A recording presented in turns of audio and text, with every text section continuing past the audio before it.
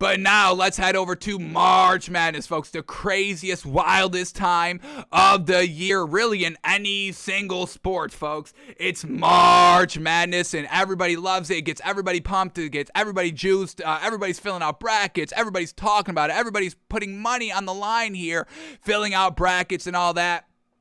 March Madness, I mean, it takes everybody, it takes the entire workplace, folks. I mean, workplaces get nothing done during March Madness. There's games on. People are watching games, watching their brackets, watching their money pile up because they've been listening to us, Takes by Fans, and what we're saying and all that. So, all of that. But, yes, you can make your picks, folks. You can make your pick on the brackets. Oh, I like this team. This team's good and all that. But at the end of the day, nobody's going to get a 100% perfect bracket besides potentially us, because we are going to use an algorithm to figure out who is going to win these matchups, folks. And we did this last season. It was solid. Definitely needed to be improved. So we'll take what we learned last year from our algorithm that didn't really pan out, learn our mistakes, figure it out this season, and get the better algorithm. So when we get matchups here, we're going, third round and all that. Who's going to win? We've got the algorithm to help us decide. You can know everything there is to know about college basketball and still not even be close to the perfect bracket or anything like that. Or you could just truly randomly pick everything here and do better than the person that watched every single second of every single game. So I come from a computers background, folks. I love computers. I love the numbers. I love the algorithms and all of that.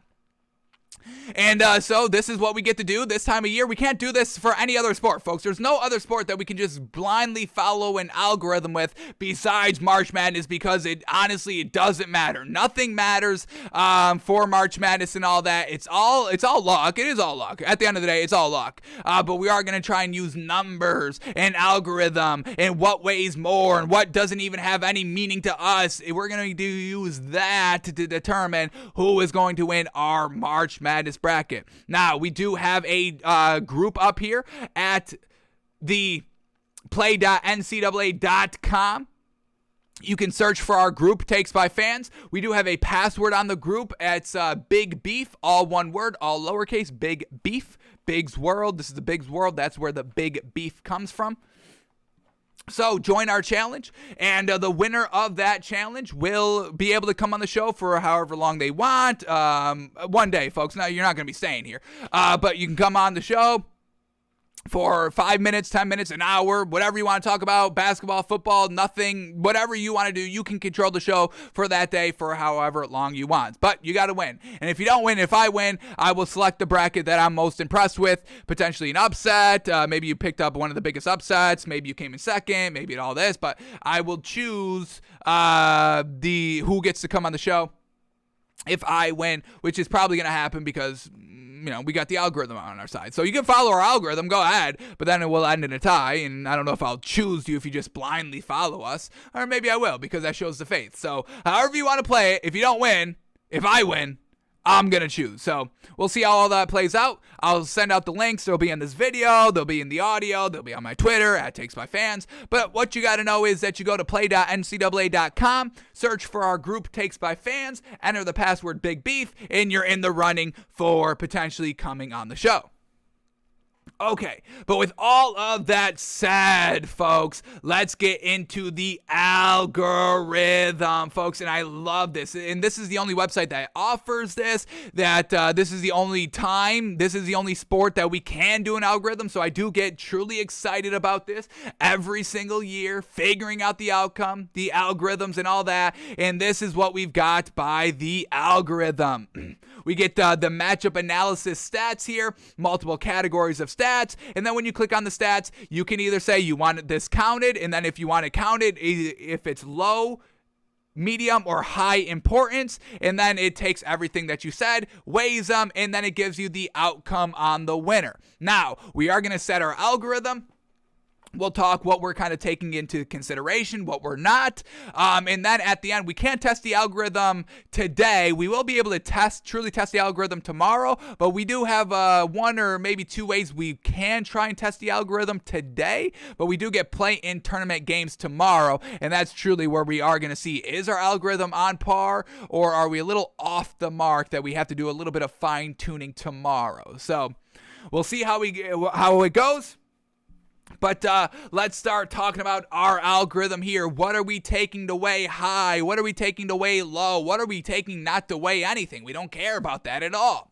So tons of categories to go over here. So let's go over them one by one. And then once again, the 3-point shooting. I don't know how much. Well, this is the first stat on the algorithm, so we will get to that. But one other thing I want to take into consideration as well that we can't really quantify in the algorithm that they kind of set for us a little bit.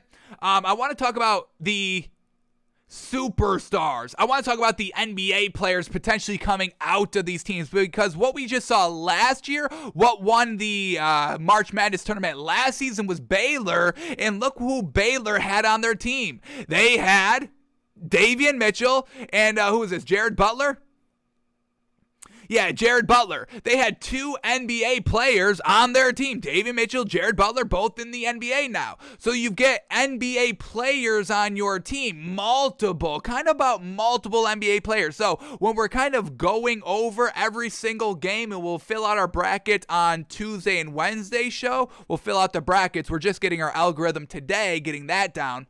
But we are going to be kind of looking a little bit into how many NBA potential players they have on their team. And we've got some of the top 60 kind of draft prospects in college basketball right now. So if teams are kind of having two NBA players compared to 0, and it's like a real close game according to our algorithm, maybe only a 1 or 2 point difference, I think the tiebreaker we will use is how many NBA players do you have on your team. Potentially, obviously, because we don't know the future. But last season, Baylor had two, Jared Butler and Davion Mitchell. But even Gonzaga had a couple of NBA players as well. Corey Crispert, Jalen Suggs, both decent players in the NBA. Now, obviously not, Cade Cunningham or anything like that, but these are solid role players in the NBA that got it done in college. So 4 NBA players between the starting lineups of the two teams in the final 2 last year of March Madness.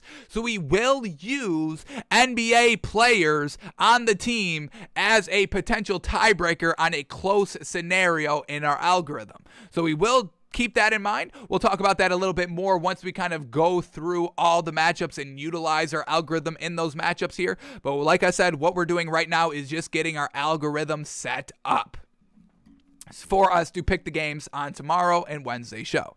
So, with all that being said, folks, let's get into our algorithm. In the first one here, we get 2 stats. We get basic stats and advanced stats. So, let's start here with the basic stats. And the first basic stat category is 3-point shooting. Now, we are going to count this as high importance because, like I said, the last 3 days, took the show off so we could just sit and watch college basketball, the conference championship tournament and all that the last 3 days. And the 3-point shooting was so atrocious on most of the games. So if you can't shoot threes, you're probably not going to be doing well, and you're going to be struggling. I mean, folks, we saw games this weekend where teams were putting up like 19 points. I want to say it was like the Butler game. Let me see if I can quickly find this game very, very, very, very, very, very quickly. Was it Butler and somebody? It was real pathetic, folks. It was like, I want to say it was Saturday. Saturday game. It wasn't Iowa. What was it? It was like they put up like 20 points each in the first half, folks. In 20 minutes, college basketball, first half, all that. And it was just so atrocious because they just kept missing from 3 and 3. I think it was Creighton Villanova. Yeah, the score at halftime was 18-19, folks. They're not even scoring a point a minute. 3-pointers. Creighton was 3 of 29. 3 of 29 for the game, folks. 10%. Villanova, a little bit better. 8 of 32, 25%. And who won that game? Villanova. So that's kind of what we're talking about on three-point shooting. If you're that trash at threes, folks, for even one game, that's going to leave a real bad taste in our mouth. I was hating, I think I bet on Creighton in that game too, and I was just watching them miss three after three after three after three after three after three after three after three. I was like, what the hell is going on here? What the hell is this? It was just so pathetic, so bizarre. 18-19 in the first half. 18-19, folks. You know what the hell that is? That's trash, folks. That's absolute trash. So we are going to weigh three-pointer percentage as high importance. And we'll look at the number, because if I'm just getting kind of, and this is where, kind of the NBA players are going to kind of come into this as well. Because if two teams are kind of both shooting kind of like 33% from three, that's not good enough for me. I need to see something way better than just kind of the average. So we are going to weigh three-pointers of high importance. I got to see something good from three. Oh, man, that one game has scarred me, folks. I'm not going to lie. That one Creighton-Villanova game has scarred me from truly looking that bigly into mediocre three-point shooting. If it's not crazy 40% and more, I'm not really going to count it. So we will count three-point percentage as high importance, but when we look at the actual number, that's what's going to kind of be like, all right, we are going to take this into consideration or not, but we are going to have it there for us to see. High importance on three-point percentage. All right, fast break points per game. Yeah, we're going to take this, and we are going to count this as high importance as well. Good defense leads to transition offense, fast break points, and all that. So, yeah, we will count that as high importance. How good defensively are you? How many times can you get a quick steal, run the floor 2-on-1, 3-on-1 fast break? How many times can you convert that as well? We are going to count that as high importance as well. All right, field goal percentage, we're going to count as medium importance. Once again, field goal percentage is definitely important, don't get me wrong, but this is a tournament, folks. This is crazy. This is bizarre. We're talking, playing 2 games in 2 days and all that, back-to-back, 1 game in between, all that. You're going crazy. You're in one single spot. And some are going to be missing and some are going to be making. So, you just may be off a day. You just may be off one shooting half, one night and all that. So we will count field goal percentage as medium importance. Won't take it high or low, because anything could happen in any single game. That's what puts the madness in March, obviously. All right, field goal percentage, we'll count this as low. Obviously, you got to be making your free throws, obviously. Opponents' points per game, we're counting this as high. How good is your defense? How do you, how often and how well do you hold your opponents to lower scores? Because if you're not scoring a lot of points, you're not going to be winning games. Exactly what Creighton did, 18 points in that first half. You didn't win the game. Good defense by Villanova, not giving up those points, yes? So opponents' points per game, high importance. All right, next category, we get points in the paint per game. And we got to count that as high importance, because what does that prove? Points in the paint per game. Bigs, folks, and you thought we were only going to be loving the bigs, gushing over the bigs in the NBA? Where did the NBA bigs come from, folks? The college pipeline. Yeah, this is still a bigs world, even in the college program. So give me the points in the paint per game. Let me weigh that of high importance, folks, high importance. All right, points per game. We're going to be counting that as high importance as well. How many points do you put up a game? The more points you put up, the higher probability you win the game. Yes, folks? Got to count that as high importance. Then we're going to count seed, but we're just going to count that as low importance. I still want it counted because, typically this, if you win, your kind of conference championship, you're usually, 1 or 2 seed and all that. So seed does play a factor a little bit. We don't want to kind of, only look at the seed. Oh, well, the one's always going to be the 16. The 5 and 12 is always kind of the matchup where the 12s always beat the 5s for the majority of the part, where it's like 50-50. So we'll take seed a little bit into the consideration. Win percentage, we'll take that as low importance as well. Once again, what you did in the regular season doesn't really truly factor into March Madness as well. And I know you can say that about everything, but win percentage, you're always facing, teams mostly in your conference and all that. Where March Madness, everything, you're all together. So win percentage, we'll count it, but of low importance. Steals per game, we'll count that as low importance as well. Once again, good defense. Personal fouls per game, we're not going to count that. Fouling in, fouling out. Plus you get the aspect by the refs. Do you actually call that last foul to kick them out the game and all that? So we're not going to take personal fouls per game. Last 10 games win percentage. Yeah, let's count this as medium importance. So we'll take win percentage as low importance, but let's take win percentage right out of it. I'm just going to take last 10 games win percentage. I don't give a damn about your overall win percentage. I don't care what you did. When does the college basketball season start?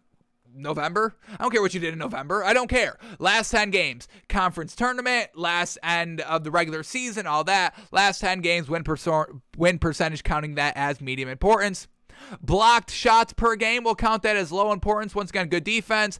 Offensive rebounds per game, high importance. Second chance points, bigs down low. How does all that play out? Offensive rebounds per game, high importance. And then points off of turnovers. Once again, that's a little bit of fast break points as well, so we'll count it as low importance, so we're not getting kind of, double factored in one kind of category. So we'll count that as low importance as well.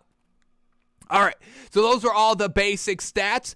3-pointers high, fast break high, field goal percentage medium, free throw percentage low, opponent's points per game high, points in the paints per game high, points per game high, seeding low, win percentage not counting it at all, steals per game low, personal fouls per game not counting it, last 10 games win percentage medium importance, block shots per game low, offensive rebounds high, in points off of turnovers low. And now we go to the advanced stats, folks. So let's take defensive efficiency. In the definition of this, the number of points a team allows its opponents to score every 100 possessions. A lower number, the better. So we will count defensive efficiency high. What wins championships, folks? Defense. Got to count that as high.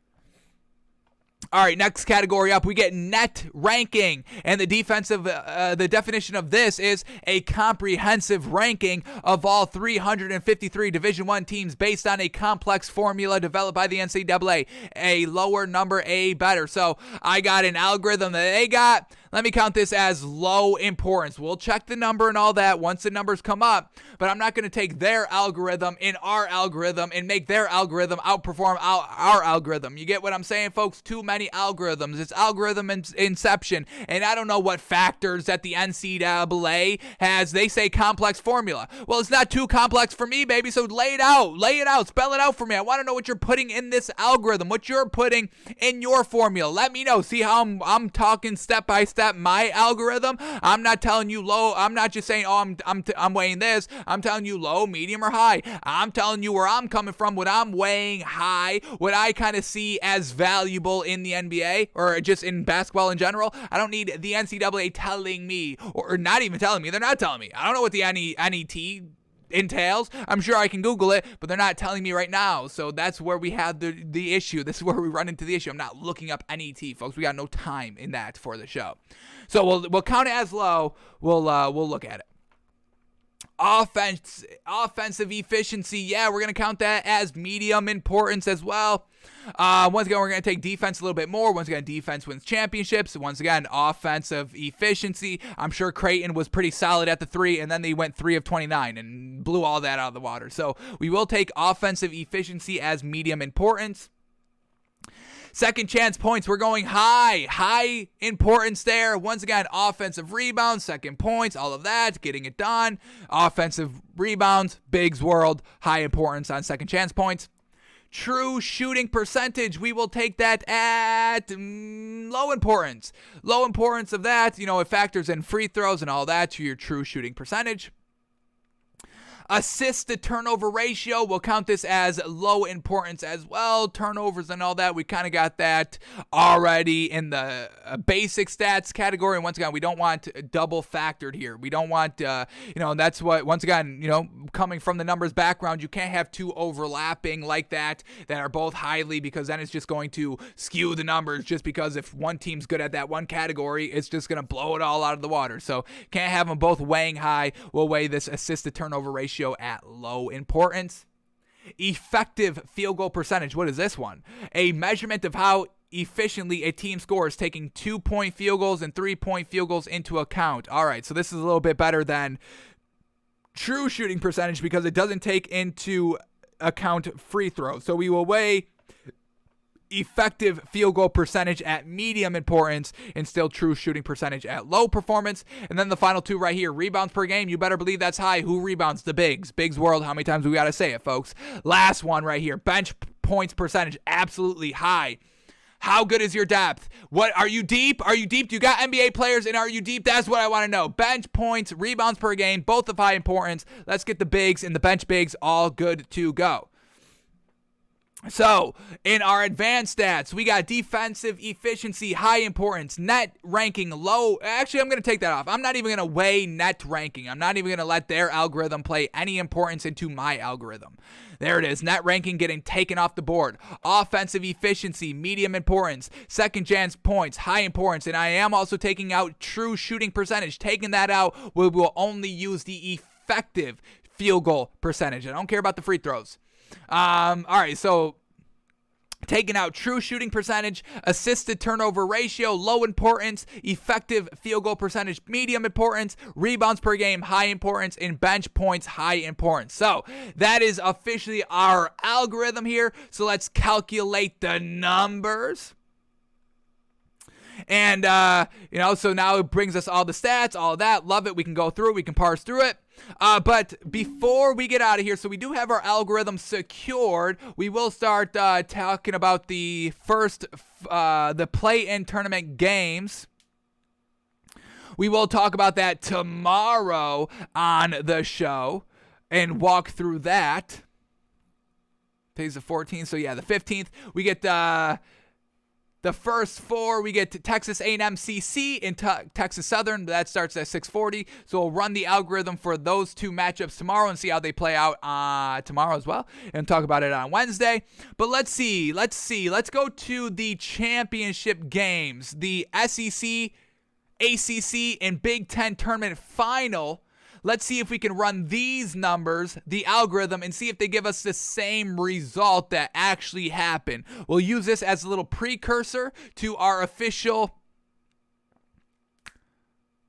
practice before the first four. So let's see if we are on the if we're on the pulse a little bit here. But let's see if we can even get these teams up here. Let's see, is Texas A&M even in the tournament? We know Tennessee is, so let's get them up here. And hopefully they re-update this website because they don't even show the names. You have to kind of scroll over to reveal the name. So let me go to the T's here. Let's get Tennessee at Texas A&M here. If our algorithm is doing good here, we should have Tennessee winning by a solid margin, because that's what happens. We get Tennessee versus Texas A&M. Did they make the tournament? Hopefully they did, because we can't do it on anybody that did not make the tournament. Texas Tech, Texas Tech, Texas Southern, TCU, Tennessee. Wow, so every Texas team made it besides Texas A&M. How truly unfortunate. Texas, damn. So we can't run the algorithm on that, on the SEC final. All right. Let's see. Did Houston and Memphis both make it? I know Houston did. So let's get Houston in our algorithm here. There's Houston, and hopefully Memphis made it as well. Please, Memphis. Memphis. All right. So here we go. We're going to run our algorithm here, and Houston really kind of blew out Memphis 71-53. So let's see, is our algorithm on par? Because if it's spitting out Memphis beats Houston, we may have a little bit of an issue, maybe. So here we go. Houston versus Memphis. We just saw this matchup play out. Memphis wins 71-53, and according to our algorithm, Houston wins 61-59. So a little bit closer than what actually happened, but still gave us Houston as the winner. So that's really kind of the main point we're focusing in on here. So, okay, so that's good. That's a good first step so far. And now let's see if we can recreate the Big Ten final game, Iowa over Purdue, because this was a little bit of an upset. Purdue was 9th ranked. Iowa was 24th ranked and all that. So let's see. A little bit of an upset. Everybody was predicting Purdue to win that game against Iowa. Even the spread. The spread, according to Vegas, was Purdue minus 2.5, so a closer game, but they were still expecting Purdue to win. So let's see what we get. Iowa versus Purdue. Iowa, hopefully Purdue is they should be at least in the tournament.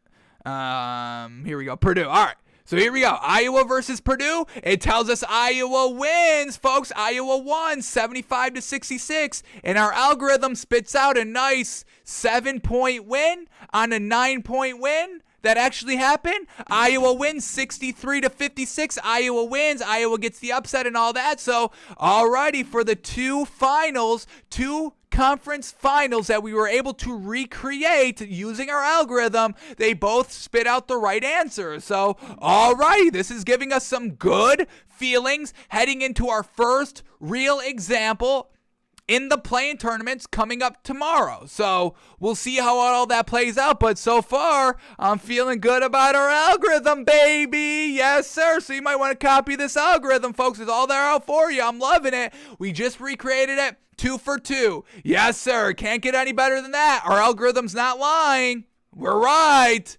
Alrighty, we are ready to go for March Madness, folks. We were really I'm excited that it worked out like this. I knew we were doing this. We didn't play around with the algorithm before to get these answers. So I'm loving that what we are valuing, what we are putting high importance on, it truly matters, and it just picked the winners of those conference championships that we saw this weekend. So feeling absolutely spectacular about our algorithm, folks. We're ready to go 100% correct bracket. And when was the year that we went from no big jackpots on the perfect bracket? I mean, literally early 2000s, 2010-ish, early 2010s. Let's go there. Early 2010s, I would say that every year, Warren Buffett was offering $1 billion for a perfect bracket. ESPN, the $1 million bracket challenge and all that. I feel like we've gotten away from that. I feel like there's no big jackpot anymore that have people talking about $1 million, multi-million-dollar jackpot, billion-dollar jackpots. Those were always the talk according, March Madness time, early 2010s. But now, as of recently, we haven't gotten that. Why is that? Why is that? Because we're about to pick a perfect bracket, and so help me goodness, if I win $50,000 for a perfect bracket, when in 2010 I could have won $1 billion from Warren Buffett, I'm going to be a little upset. I think you could understand why, yes? So, our algorithm for our bracket is good to go. The numbers check out. We know what we're talking about, and we're ready to hit March Madness on a stride, hitting the ground running. We'll see if our algorithm still stacks up tomorrow when we walk through and predict the first 4 in the bracket. Y'all know the playing games, all that. They've got 2 tomorrow, 2 Wednesday. We'll see how it all plays out tomorrow.